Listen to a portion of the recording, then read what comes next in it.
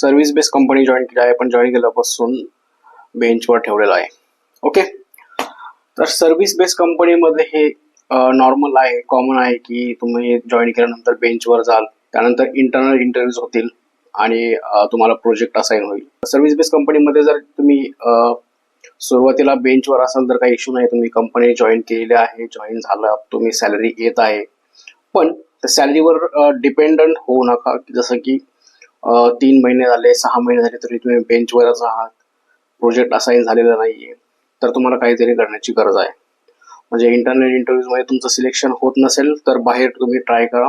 3 महिन्यापेक्षा जास्त जर तुम्ही बेंचवर असाल तर तुम्हाला स्किल्स अपग्रेड करायची गरज आहे.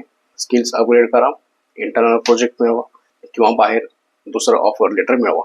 सर्व्हिस बेस्ड कंपनीमध्ये नॉर्मली नवीन प्रोजेक्टसाठी त्यांना वर्कफोर्स दाखवायचे असते, त्यासाठी एक्स्ट्रा एम्प्लॉईज हायर केलेले असतात.